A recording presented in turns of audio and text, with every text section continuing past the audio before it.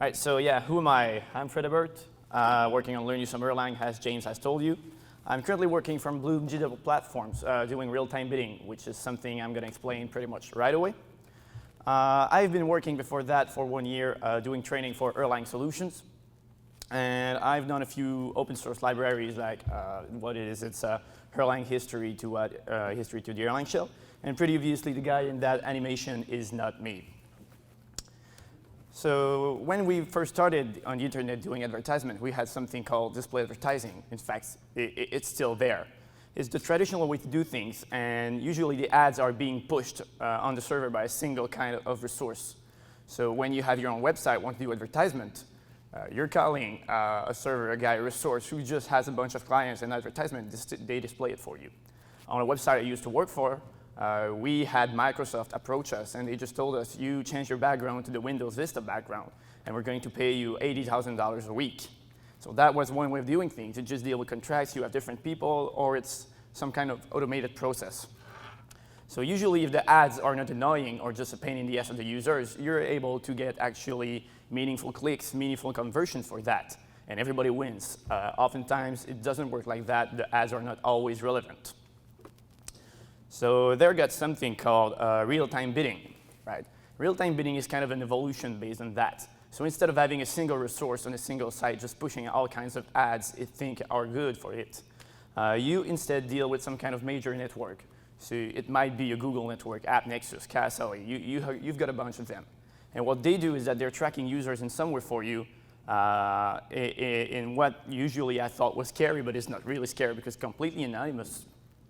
And what that does is that gives anonymous info to a bunch of different advertisers that can then try to give you the most relevant advertisements possible.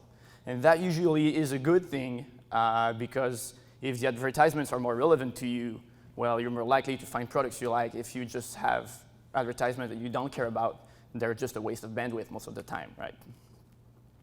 So this has the potential for better targeting in general. So to give a more practical example, let's say I'm a car dealer and I have my own website. And usually what I will want to do is contact a company like, say, Google to display ads on my website. So this here will be our Google guy or whatever network we're dealing with. So anytime a user makes a query on my page, there's a snippet of code or HTML code, JavaScript, or whatever. And that one just sends a request to the person taking care of sending advertisement for me. So what that does then just sends the, where's the control? Oh yeah, sends the advertisement back on my page. And with that, what they do is that they usually drop a cookie with it. And that cookie will tell them what kind of advertisement they've displayed to me so they don't repeat it too often, that kind of stuff, right? So this is the basic thing that we see as a user browsing a website. So yeah, I like money, I want advertisement, display them on my site, and that's about it. So in practice, it's a bit more complex than that when you deal with an exchange. So the first step is still pretty much the same, right? I've got my website. Right then, I sign my request. But instead of just returning the advertisement straight to me, what happens is usually the following thing. The exchange is going to forward the advertisement, the offer, to a bunch of different bidders.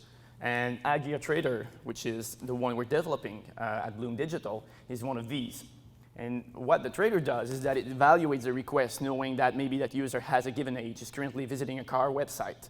And we can decide, well, this is someone I really, really want to display an advertisement to and bid more money on it, or bid less money if it's something we don't feel is important or algorithms feel is not important. So once we know what we want to do with that request, we reply back to it. And then the exchange network, what they're going to do is just put a snippet of code on the page, and that snippet of code will also set their own cookie. And that snippet of code then is calling our server in that way. And then we're going to display our advertisement on the page and put our own cookie on there. So that way we're able to match different users even if we're switching or working with different exchanges and that kind of stuff. So now let's say that the car dealer here that we've got on the top left is actually deciding to deal with advertisement outside of his own site. So now they have advertisements on their own site, but they want to advertise themselves to other people. So there's a different, let's say, different car dealer website, right? This one is for used car and something. It's my competition as the car dealer on top left. So when the user goes to that website, it will usually carry its own cookies within. So now what we do is that when the request goes to the exchange to display an advertisement, we have an idea that this advertisement was actually somebody that we had in our system already. And we can know by the history of that guy probably just went browsing cars in our own site. So that guy has a lot of value to us.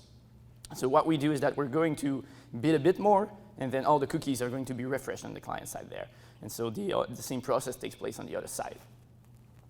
So the advantage of that is that we hopefully get the user back to our dealer, and this is the other dealer, right? So this is what we're trying to do in general, getting better advertisement by knowing a little bit more what the user is doing across different websites. So the part that we've been working on in Erlang is the AdGear gateway. The AdGear gateway is based in the Trader, and it's basically this piece of software that's sitting right between a bunch of bidders that can be external or internal, and a bunch of exchanges like the Google little guy, Homer Simpson, doing that. So they're on the left side. And we have the bidders trying to just put money on the advertisements, and we've got a couple of databases there. So most of the stuff was set up before I got there. I don't know all the details of everything, but I can tell you this about the hardware, the software we're using.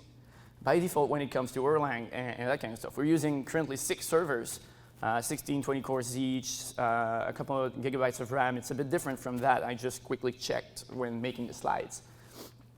And we could easily scale to way more than that. The problem is that right now it doesn't make an economical sense to us to do so. All the OSs running in there are Gen 2.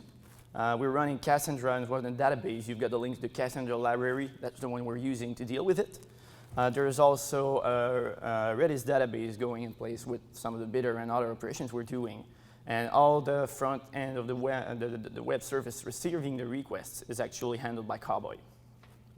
We also have other data centers dealing with just doing the cookie matching, the thing, exchanging the cookie. This is actually done in C in an Apache module. But we'll focus on the gateway. So the basic idea of it is that when we get the request about the advertisement, we're usually getting something like 6,000 to 7,000 to 9,000 requests per second on each of the nodes that we have in the system, and we can easily scale it up to much more than that.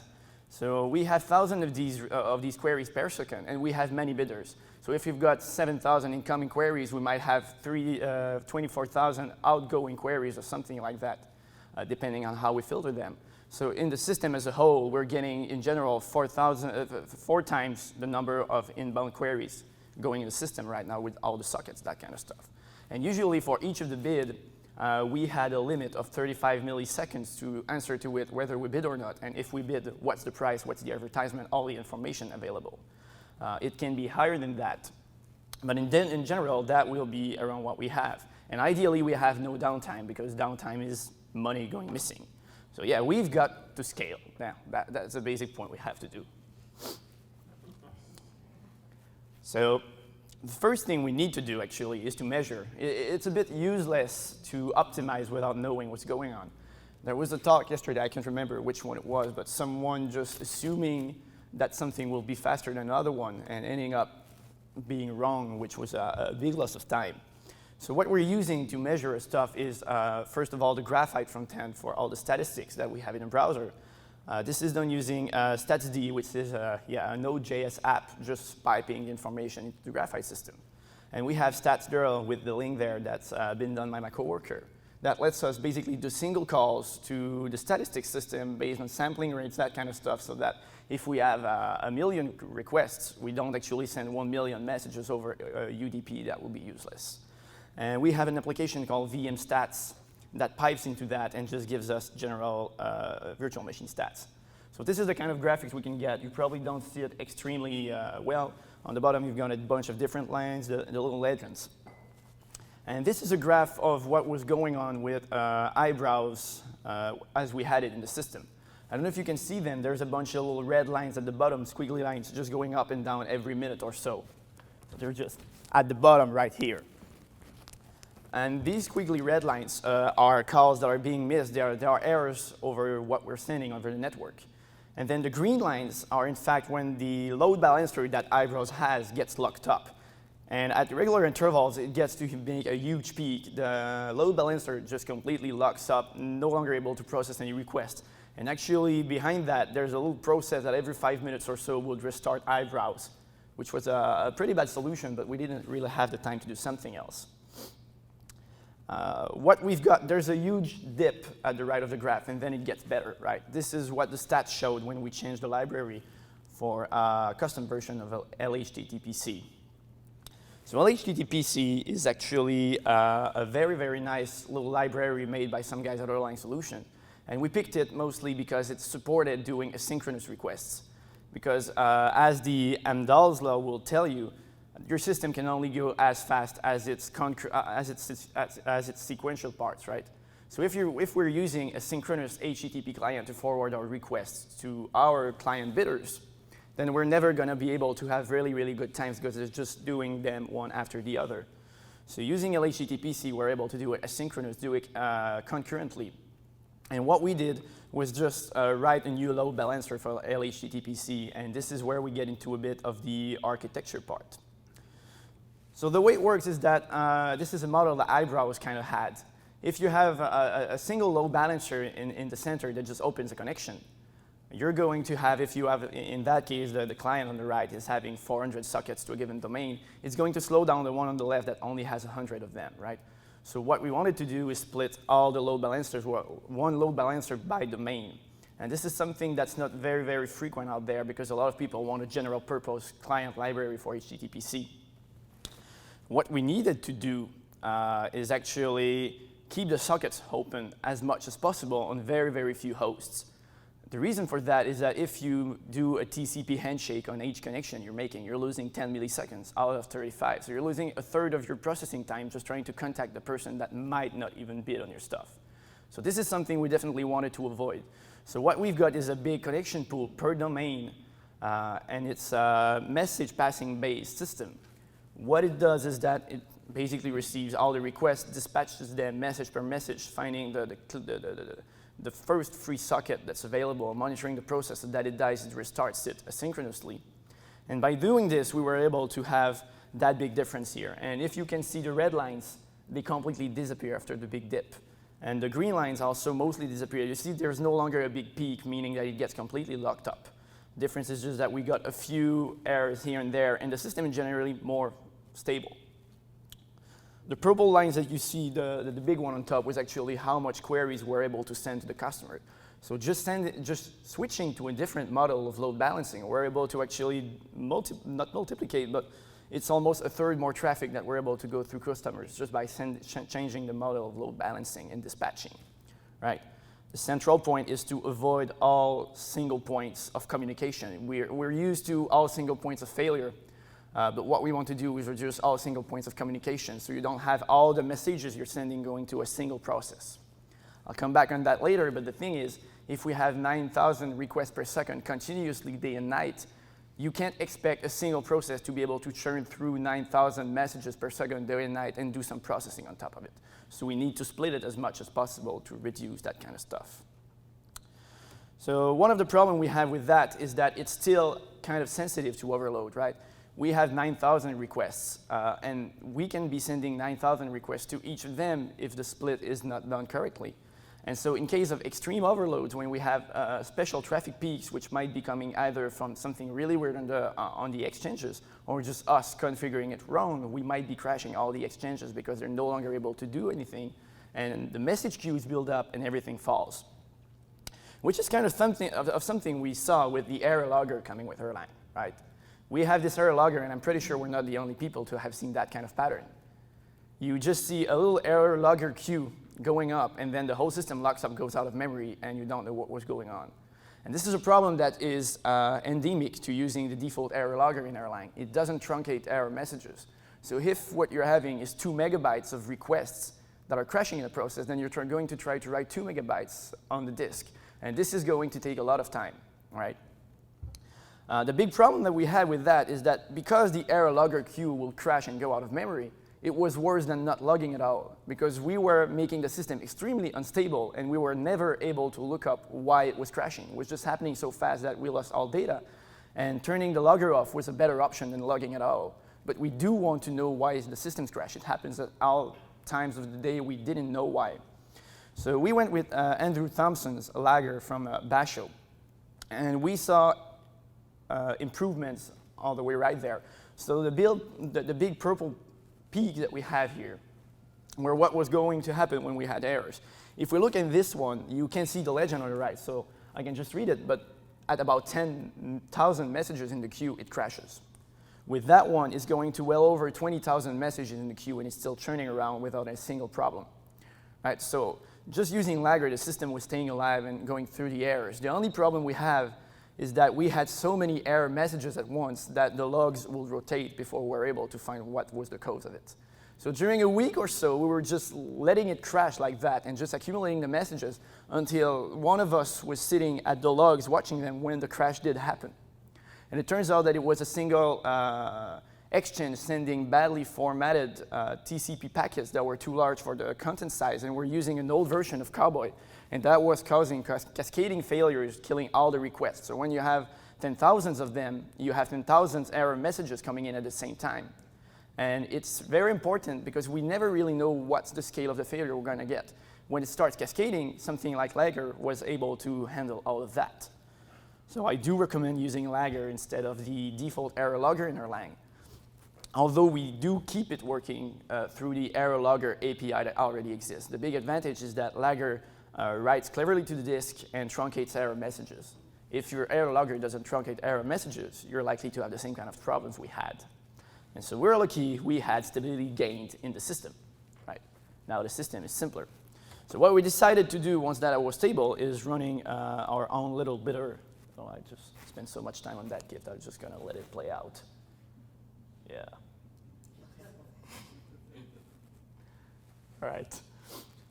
So the next step to be able to run our own little bitter was to be able to distribute configuration. And this is something important because when you've got a new campaign going on, you're saying, well, I'm ready to spend $15,000 on printing a given number of advertisements. And it happens that people handling the administration panel, something, just enter the wrong number, and suddenly you're spending $1 trillion instead of $16,000. And you don't want to go out in bankruptcy. So it's important that you're able to distribute the configuration and refresh it really, really fast or disable stuff. So this fancy drawing on the slide is a bit what we have. We have 6-bitter in teal and purple, that kind of stuff. And in the center, what we want is a central controller. And we want a central controller not as a single point of failure, but as a single point to distribute all the configuration to every place. Right? And we never want a single point of failure. So this pushed the design idea to use BERT file, which is just you take an Erlang term, you put it to binary, shove it in a file, and then you put it in the system. And what we do with that binary file is that we load it in memory and turn it into an ETS table, depending on the structure it had. And the reason for that is twofold. First of all, is that if the central configuration server goes down, you don't want to be unable to bid. So having a static copy of the configuration on disk is always useful. The second one is that we want to go within ETS tables.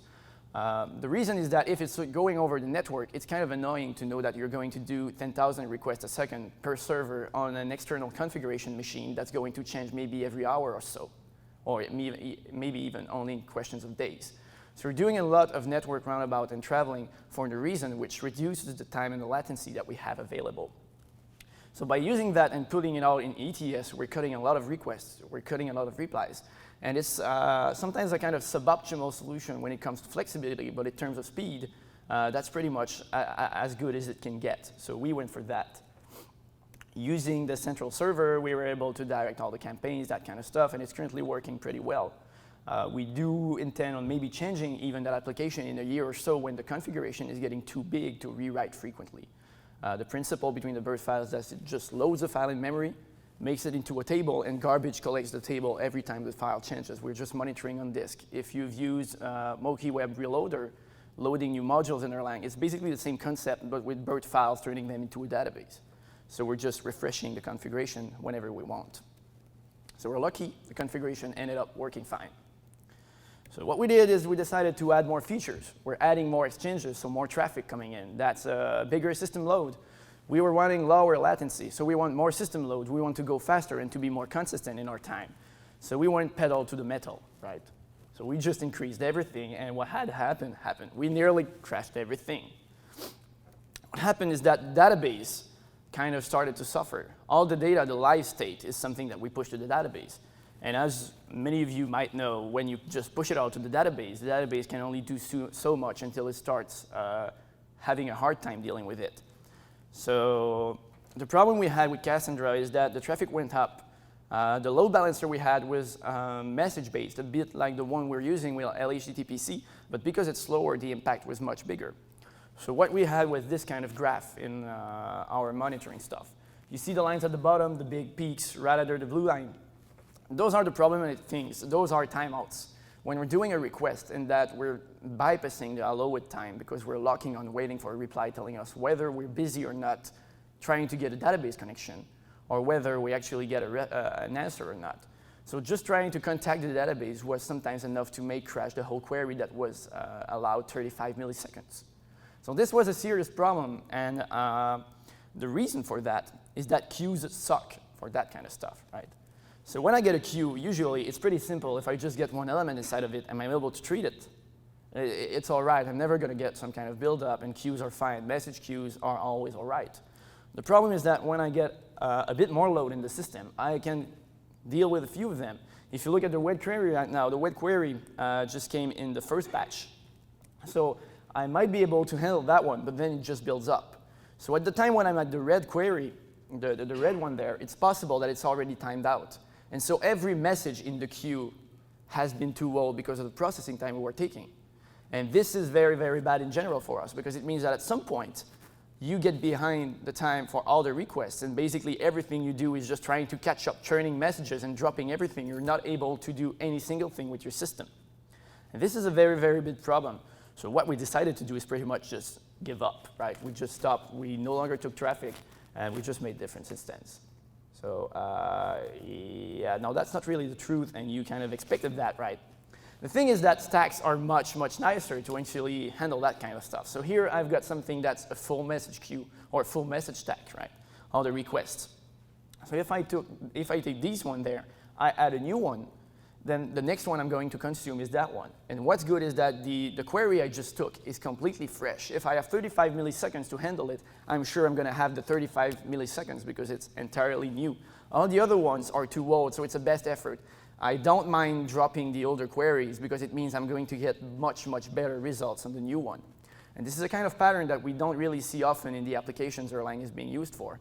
And we often ask, a bit jokingly, to have a message stack instead of a message queue in the Erlang processes because that will help us, right? The problem with stacks is that you need to basically clean them when you're done with it. So at some point, let's say the red request is timing out. So now I know that everything at the end of the stack is timing out. So what I can do is just drop the whole stack. But it's annoying because I need to do manual garbage collection, right? So the thing that's actually nicer is nothing.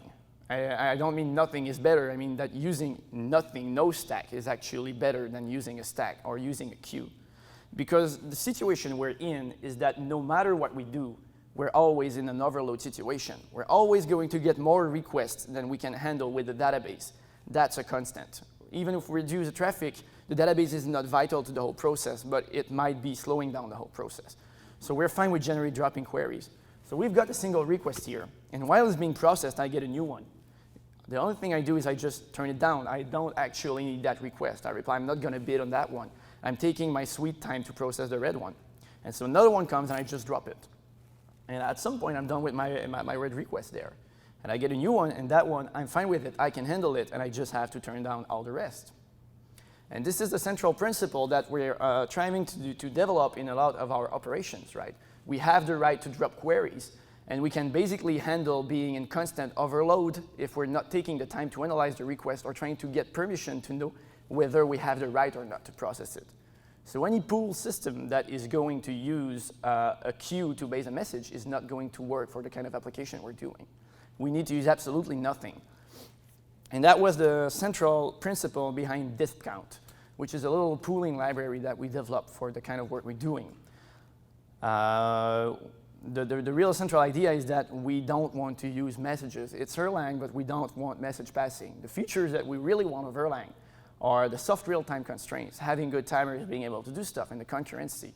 But we don't really care about the messages there, because if we use messages, we use mailboxes, which are queues, which means our system dies, right? So we're just basing it on that. And we've used it as cast-handle pool to try to make it better. And we're afraid of central point of failure, central points of communication. Central point of communication was a big problem.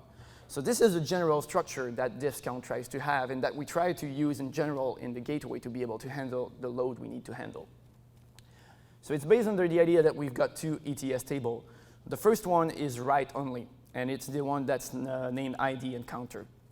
The second one is read only, and that's the ID and the PID. And the thing is that when I want to write a given resource, I'm doing a get resource request. What I'm going to do is randomly hash it. And the hash should give me an even distribution between all the different IDs I have. So here in the circle, I have 5 different resources that I can access. So if that resources get hashed to the orange part of it, that maps down to the 5th part of that one. So what I do is that I want to use only write only and get all the resources. So this is the trick. By using the ETS increase counter atomic operation, I'm able to write to the table and read at the same time, but as a single write-only operation. So we're completely cheating the system. Because the thing is, if I'm not using a system like that and writing and reading from the same table, the way I benchmark it on a laptop like this was that you get at most something like 500 requests by 10th of a second, which is too slow for us. If we use only read-only table, write-only table, I have not been able to hit the limit before running out of memory for processes. So what's costly with ETS table is actually switching between writing and reading. The way we're doing it with that exactly is that way. So here I'm incrementing the counter from 74 to 75 on the orange one. And I know that because the value is 75, it's not my turn. The trick with the protocol is that the counter needs to be to 0. So if I get a new resources, that one is purple, I increase it here, and I get the value 1. Then I know that because the value is 1, I'm the first one to try to get that resource, and I'm giving myself the permission to read and go message a process to access the resource.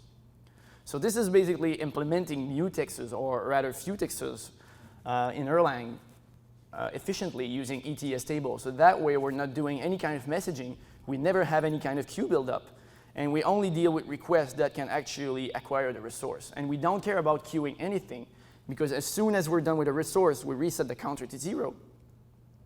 And instantly there, the next resource holds on it. And we're sure it's always going to happen because we have maybe, I don't know, 200 of these resources, but we've got 9,000 people trying to get hold of it. So it's always going to be a full system. And we're always going to handle only the freshest queries. No stack, no queue, no garbage collection to do in the data. All we have is one query at a time. So this gives a simple very, very simple way of writing resources, which is just, you want a request, I give it to you, take it back, and there's nothing really complex in it. It's just completely distributed. Distributed within a node, of course. So this is the result of running diffs_count as soon as we deployed it. That was a bit of painful deployment. We had something like 10, 20 minutes without requests. But what we can see is that you have all these little red lines on the left side of the graph. And what these red lines show is all the timeouts that we had. And those are requests that were taking too long with the database that we had problems with, and that basically meant that we were losing money trying to bid on something that made no sense. On the right side of the graph, you see a little bit of jumble of blue lines and the red lines are lower. If you do the running average of them, we pretty much got rid of all the timeouts, and instead we got I'm busy messages, basically telling me I don't have the time to handle the database, go do something else. And this gave us, on a larger view, something like that. So what we see is that the green bumps are all timeouts. When you zoom out on it after a day, you get what's on the right. So you see there's no green bump at all, but there's also no busy bump that came up. There's just a little brown line that we can barely see. And what's to remember about that is that a single timeout has a big ripple effect that affects all the queries for minutes at a time.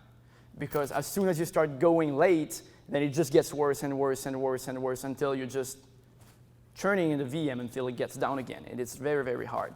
By having maybe a tenth, not even a tenth of the requests that are getting busy, we're actually keeping the system more stable, and overall, we're handling way, way more queries, just because we have more time to do everything, right? So this is really the central point, because how we're getting overloaded We want to be able to drop anything that's unnecessary and focus on what has the best time. We're reversing the idea of the queuing of messages of Erlang around and doing it that way. And what's actually nicer is that when we look at the run queue, so this is the run queue, how many processes are waiting to run right now. On the left side, you have these huge peaks. And this is because Erlang was busy when the mailbox gets really, really high. Then that process usually gets a higher priority on the scheduler, and it's just churning to get rid of messages as fast as possible. It makes the whole system unstable, and all processes are waiting. When we don't have these process queues, we get what's on the right, and a very, very smooth curve at the end. So in general, the whole system is more responsive. We answer to more requests, and all we had to do was use a bit of tricks with ETS table and discount library rather than using any other pool system. Now, I would certainly advise against using discount if what you do is something where you cannot afford to drop requests, right? We are able to use it only because we have the right to drop requests and just say, I'm not going to bid on that one. If you don't have that, normal pool system like Poolboy that's used by the Basho team is probably going the best thing that you can have. And even in many, many times, like we're doing with LHTTPC, just using message passing, if you can split all your requests enough, we'll be able to handle a heavy load. Now, we do plan to, at some point, maybe replace the LHTTPC version. We have to use discount. But this is a generally good idea. So yeah, our system is now as stable as a mountain goat. And what we have left to do is further optimizations. Some of the things we decided to do was to replace all outgoing JSON by IO lists. The general idea is that because our JSON is frequently the same format, it's a common protocol we have with our customers, we don't need a general library. And when we were profiling our application, JSON was actually where all the CPU was going. And it was slowly changing our application from something network bound to CPU bound because decoding and encoding the request was taking so much of the CPU power, it would create problems.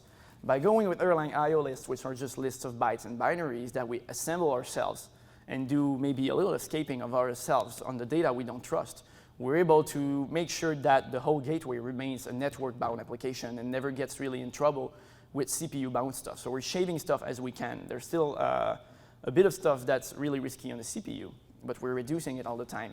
So if you've got really, really flat JSON structures or really, really flat structures of string in many kind, writing yourself a little library that just wraps it into an IO list and avoids all the kind of parsing that's usually necessary in strings is something that is very, very good to do basic optimizations. We're also trying to get rid of NIFs for two reasons mainly. NIFs are generally very, very fast, and that's good. Something we found out, though, is that in some cases, if the NIF is taking too much time to process something, it's going to lock up a scheduler, right? So if you've got 4 schedulers in your virtual machine, you've got 4 long requests, you might be risking the stability of the system as a whole just to try to get something faster sequential, but in parallel and concurrent system, you're going to hurt your system in the long run.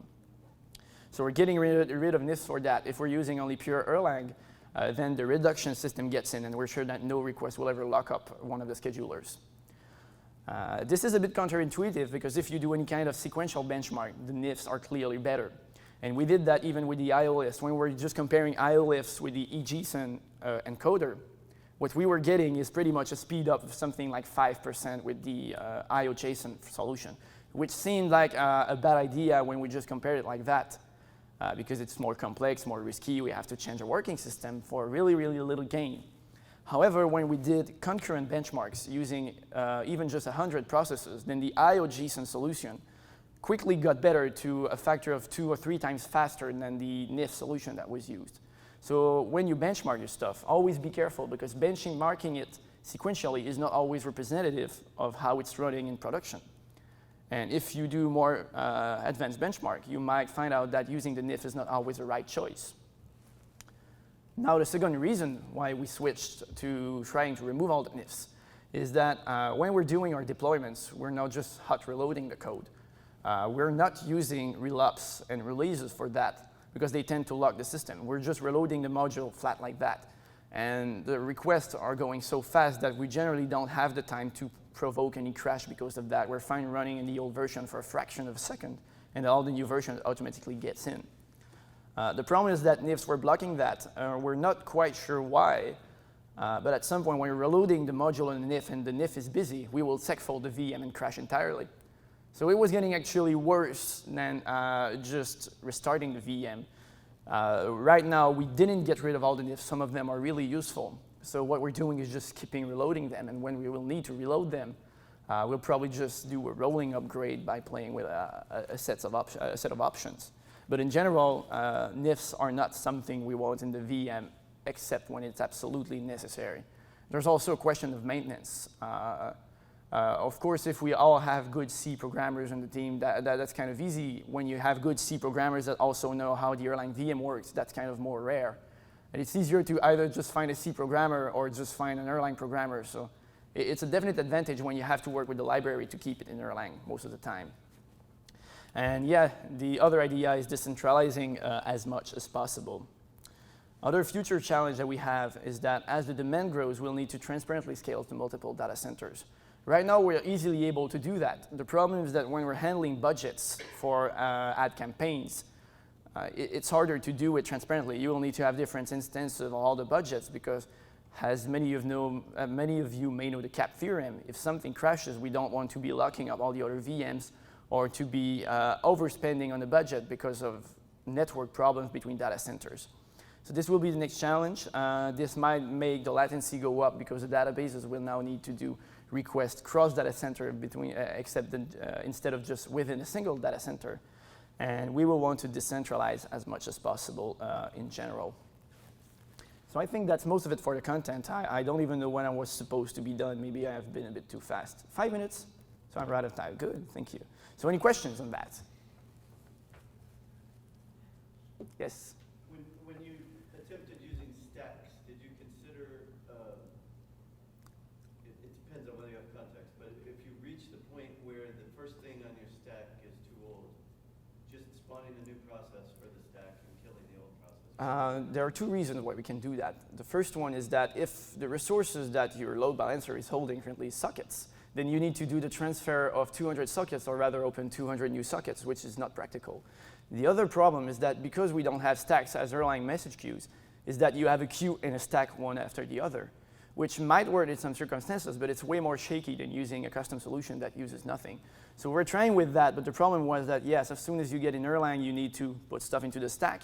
And if you're in constant overload situation, you're not able to actually inspect the older elements of the stack that are timing out. So it might be possible that you're just constantly getting newer and newer requests, and you never see that you're building a huge stack that will eventually kill the VM the same way a queue will be doing it. We could do that if we had destructive updates being able from some time to just look deeper in the stack. But it was just simpler conceptually and in implementation to do the stuff with discount in the end. Any other questions? Yes?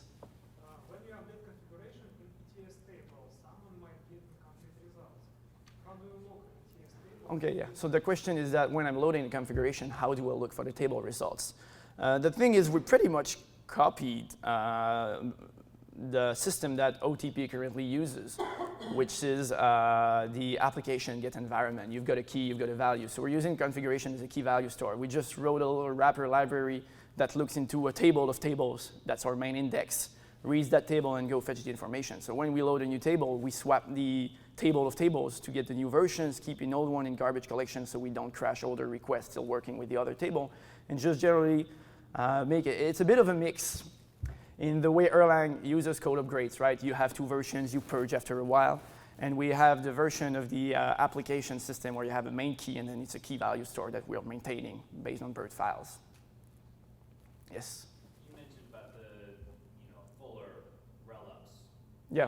Introducing pauses in the system. I've seen that as well, but I always figured it was because of the default instructions that when you suspended everybody using that module. Right, yeah, that's the default instruction that. I mean, you could just use load module, right? Is there still some other base? Well, the thing is that rel-ups are generally useful when you need to do the locking, because what you want to do is be able to call the code change function. Right, so what we do is that we decided to just give up on that feature entirely. And if you don't need that feature, then you don't really need a rel-ups in the first place. You just load the module again. Because the requests are so short-lived that we don't even have the time to take the time to update them. We just let them finish and die. And unless we reload twice in 10 milliseconds, we won't have any problem with that, right? So it's completely fine. The only problems we have is when we need to change the configuration of the supervisor, because the supervisor updates its configuration by using the same calls. So far we didn't have that problem. We were doing rolling upgrades, but it might be interesting to either make real-ups only for supervisors or only make use of the sys module manually and force it when we actually need it. But so far we haven't had the need for that. Yes? So when you mentioned that you drop the request when you're processing something, Yep. are you talking about an Erlang process? Is that right? Yes, absolutely. When we're doing the request, the basic system is that the Cowboy server has the handler with the current request. We instantly spawn a new process that handles it, and we have a timer in that one. If that process takes too long to reply, we kill it, and we send a message saying we're not going to bid on that one. So that's what we say by saying we can ignore requests. So as soon as we can, we just kill that process. Then the parent one, that's actually the Cowboy handler, we'll just look at it and say, OK, I'm just returning a no-bid response, which tells the exchange that guy is not going to bid on it. And we're staying within the delays to say that we're refusing to do it. So that's where the soft real-time parts of Erlang come, being able to handle all these timers concurrently without breaking the stability of the system. So there's actually one process that is going to eventually receive, that is actually receiving all the requests. So there's still one process that is. No, on that one, that depends on how you do the acceptor pool on the TCP system. When you're doing TCP acceptors, you can start, let's say, 100 acceptors, which is what Cowboy does by default. And so you have a central main socket, but you have 100 accepting sockets. So when that happens, all the accepting sockets, the first one that's free is able to do it. So you're able to receive 100, 200s, or you boost it to 800. You can have 800 requests concurrently being accepted. So this is a question of how the sockets are implemented. There's no central point dictating where the request starts. They just start concurrently because you have many accepting sockets that each live within their own processes. Okay, and then when you spawn a process to basically process that request, is there a specific reason you're waiting on that process? Yeah, the simple reason is that it's easier to handle the timeouts that way. If you're doing the timeouts within the same process, then you need to either frequently lock yourself in a receive that looks at the time left, or just look yourself in a timer and kill yourself, which is not very flexible, and you need to basically do it manually. If you have an external process to do it, then in the one that's actually handling the request, you just think about the happy case. I always have all the time I need. And the other one on the right is just taking care of making sure that you don't go too far. So it's a much, much simpler programming model to use two processes at the risk of using a little bit more memory than using a single process and then having to think about the timeouts yourself all the time while you're doing the clean code. So it gives a better code base in general. But why not spawn another one? Like 3 or 4 or something like that. Well, I mean, it works the way it is right now. So maybe we could look in spawning more processes, but we don't have a need for that. So we're not doing it. no, but is there a relationship between the process that is, taking care of the request and the new request that is coming in? Is there a relationship? No, there's no relationship. There's always just new stuff coming in. The way Cowboy works is that when the accepting socket accepts a connection, it spawns a new handler process. So we've got a constant pool of 200, 400 acceptors, and as soon as they get something, they spawn it and then start a new accepting. So you've got this part of the code that's just dealing and accepting, and this part of the code that's just dealing on processing the request, and that part of the code that's just watching the process of the request, and it's all independent. And we never had any problem with that, the way it works right now. So I'm thinking like if there is no relationship, then why not just spawn another one and let that process take care of the next request? And you basically, Yeah, in memory is, you can do it that way. The problem with that one is that you're kind of serializing everything. The way it works in Cowboy is that the definition of the main socket is shared by the supervisor, which is a simple one-for-one supervisor. And so the definition doesn't have to be transmitted all the time. The process spawns knowing the definition of the socket it has to listen to. So it's more efficient on that side in how it's handled there. It's the way Cowboy was built, which is pretty efficient, and we're just following along with that. Other questions? Well, thank you for listening to me. I hope you enjoyed the talk.